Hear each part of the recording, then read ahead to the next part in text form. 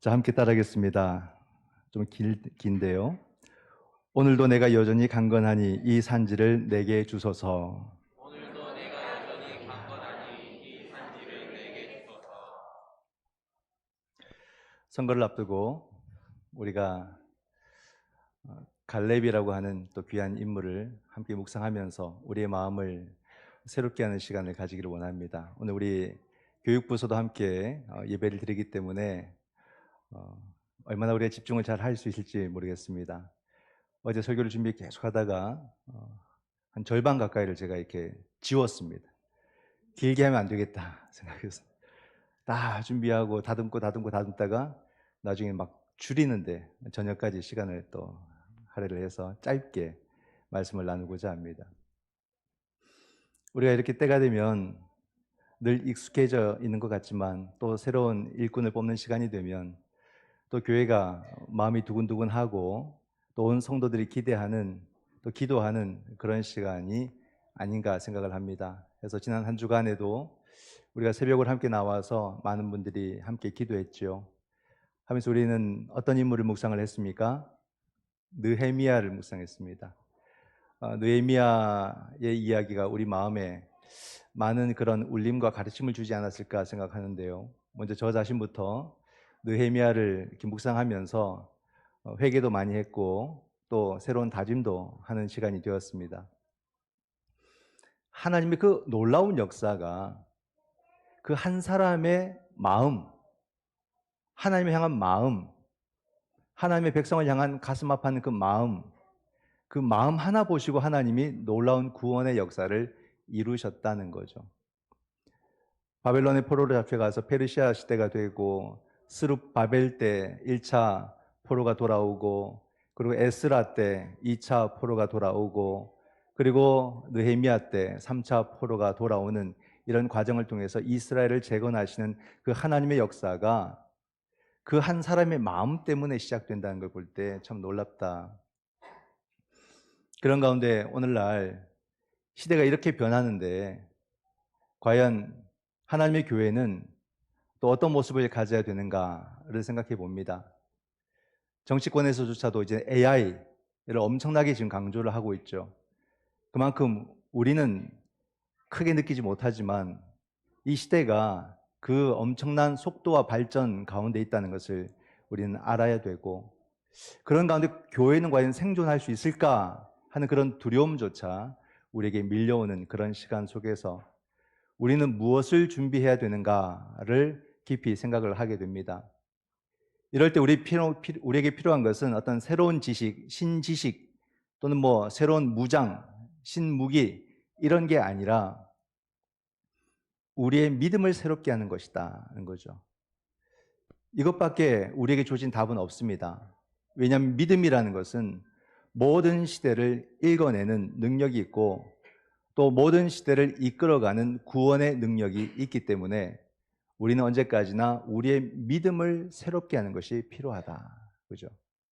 오늘 우리가 선거를 합니다. 오늘 우리는 새 얼굴을 요구하는 게 아니에요.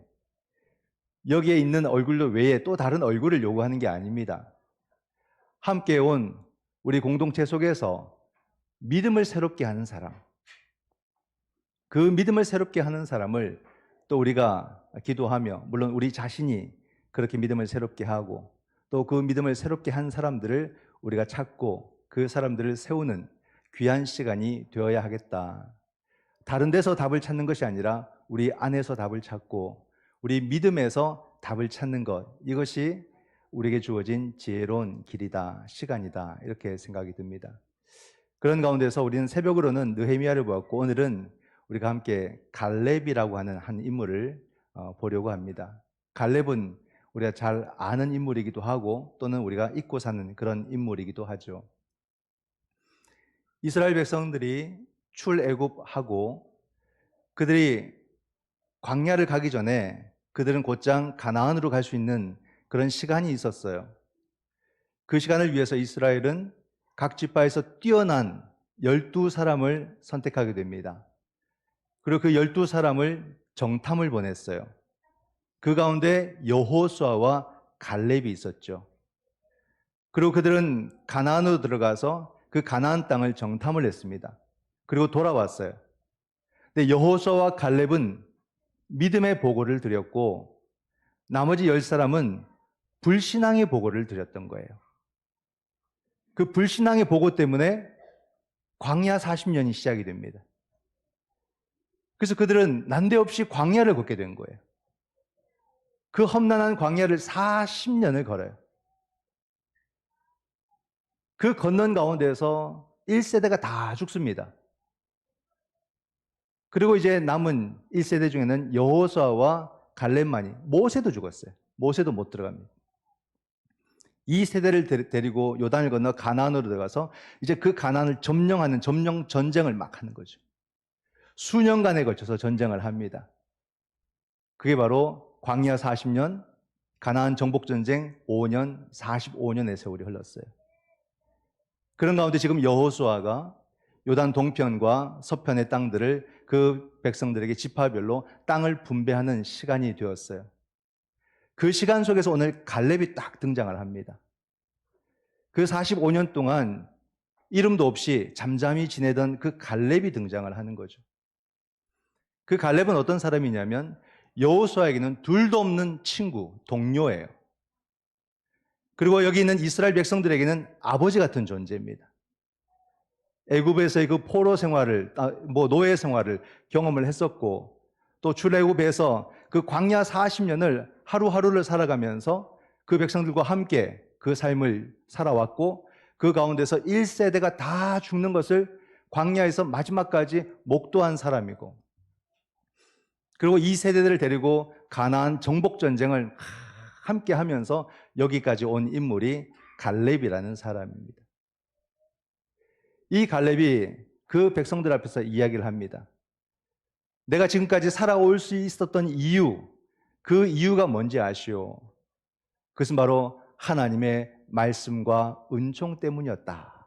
이 고백을 하는 겁니다.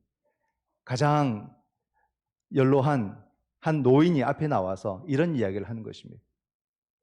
이 광야 40년은 불가능한 시간이었고 하나님의 말씀과 그 은혜가 아니었으면 우리는 결코 걸어올 수 없는 시간이었습니다. 광야 40년은 순종의 때를 놓친 결과였던 거예요. 순종은 아무 때나 할 수 있는 게 아닙니다. 내가 선택할 수 있는 게 아닙니다. 하나님이 순종의 시간으로 부르실 때 우리는 그때 응답을 해야 되는 거예요. 근데 그 응답을 밀어버렸던 거예요. 그 순종의 때를 놓치자 그들은 광야 40년을 걸었던 겁니다. 어마어마한 시간이었어요. 그래서 이 사실을 알았던 이 갈렙은 이 백성들이 길을 잃어버릴까 봐 자기 자신이라도 하나님의 언약을 놓치지 않으려고 끝까지 붙들고 40년을 걸어왔고, 그 하루하루 하나님께서 이 백성들에게 은혜를 주지 아니하시면 이 백성들은 하루도 살 수 없다는 그 간절함 속에서 40년을 살아왔어요.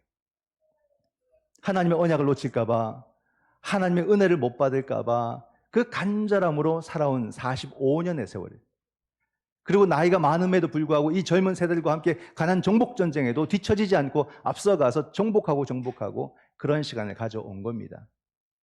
그랬던 이 갈렙이 이름도 없이 살아오다가 왜 갑자기 그 이름이 역사에서 툭 하고 등장을 하게 되었을까라는 거예요. 갈렙이 백성들에게 말합니다. 내가 과거부터 지금까지 하나님께 충성했다, 이렇게 고백을 해요. 그런 여호수아에게 이 산지를 지금 내게 주소서. 이거 유명한 고백 아닙니까? 이 고백을 왜 했느냐는 거죠. 이 고백을 함께 갈렙이 역사에 다시 새롭게 등장을 하게 되는데, 이 산지가 어떤 산지냐면 바로 헤브론 산지, 헤브론 산지. 이 헤브론이 어떤 곳이냐면 바로 45년 전에 그들이 순종의 때를 놓쳤던 장소가 헤브론입니다. 헤브론. 가데스 바네아에서 그들이 가나안에 들어가서 그들이 보고 놀랬던 것이 헤브론에 사는 그 거인들, 아낙 자손들을 바라보고 그들이 메뚜기와 같이 자기들이 작은 존재라는 것을 알고 백성들이 불신앙의 고백을 했던 곳이 바로 헤브론 땅이에요. 헤브론 땅. 근데 45년이 지나서 또다시 그 헤브론 앞에서 이스라엘 백성들의 전쟁이 멈춰버린 거예요. 여호수아의 사명은 가나안 땅을 정복하는 것인데 모든 땅을 정복하는 과정 속에서 그 마지막에 헤브론 앞에서 멈춰버린 거예요. 이 세대들도 두려워서 그 헤브론으로는 가지를 못하는 겁니다. 그러니 이스라엘의 지도자 여호수아에게 큰 곤경의 시간이 왔어요. 여호수아가 굉장히 힘든 어려움의 시간에 빠지게 되었어요. 그때 갈렙이 나오는 거예요. 이 백성들을 향해서 우리가 다시 하나님 앞에 충성을 맹세하고 여호수아를 향해서 당신은 아십니다. 이 산지를 내게 주소서.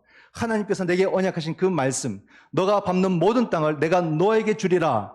그 말씀을 나도 기억하고 당신도 기억합니다. 그러므로 오늘 내가 이 헤브론을 칠 것이니 이 산지를 내게 주소서. 그렇게 나온 거예요. 그래서 이 갈렙이 헤브론을 치고 그 헤브론을 차지하게 됩니다. 결국엔 이겨내는 거예요. 45년 전에도 믿음으로 그 헤브론을 쳐서 이길 수 있다고 믿었는데 불신앙의 사람들 때문에 순종의 기회를 놓쳐버렸고, 또다시 이 순종의 기회가 주어졌을 때에 이 기회를 놓칠 수 없다라고 하는 그 간절함을 가지고 헤브론을 친 거예요. 그리고 그 헤브론을 얻어낸 거죠. 헤브론이 어떤 땅입니까? 아브라함의 부인 사라가 묻힌 땅이었어요. 그리고 그 땅을 차지했을 때 나중에 그 헤브론에서 다윗이 처음 왕이 됩니다. 바로 유다 지파의 본거지가 된 것이죠. 그러니까 이 헤브론이 이스라엘 전체의 중심이 되는 그런 땅이 된 것입니다. 이런 가운데 여러분, 우리가 오늘 이 갈렙이라는 사람을 다시 우리 마음속에 잘 담으면 좋겠어요. 갈렙은 여호수아에게는 둘도 없으면 결코 안 되는 그런 동력자요 친구입니다. 이 갈렙은 어찌 보면 여호수아와 대등한 위치에 있는 능력 있는 사람이거든요. 근데 모세에 의해서 여호수아가 지도자로 선택받을 때 갈렙은 아무 얘기도 안 했어요. 그림자처럼 여호수아 옆에 있었어요. 여호수아가 지도자가 됐다고 갈렙이 어디를 떠나지 않았습니다. 갈렙은 끝까지 2인자로 살았어요. 그러다가 동료 여호수아가 곤경에 처하자 자기가 문제를 해결하겠다고, 자기가 짐을 지겠다고 나선 사람이 갈렙이었다는 말입니다. 즉, 이 갈렙은 오직 하나님만을 생각하고 누구와 자기를 비교하지 않고 어떤 사람에 대해서 질투하지 않고 하나님의 영광과 공동체만을 생각하는 정말 참된 믿음의 사람이고 참된 지도자의 역량을 가진 사람이 갈렙과 같은 사람이다라는 사실이죠. 오늘 우리는 귀한 일꾼을 또 세우는 시간 속에 있습니다. 시대가 힘들고 어려울 때 갈렙이 새롭게 역사에 등장하지 않습니까? 없던 사람이 아니에요. 항상 그 믿음 가운데 살아오다가 자기 믿음을 새롭게 함으로 역사에 등장하는 사람이 갈렙이었어요. 이제 우리 가능제일교회도 한국교회의 이 어려움 속에서 또다시 새로운 시간을 맞이해야 될 텐데, 과연 오늘 우리가 찾고 또 우리 모두가 함께 되고자 하는 그런 우리의 신앙은 어떤 신앙일까?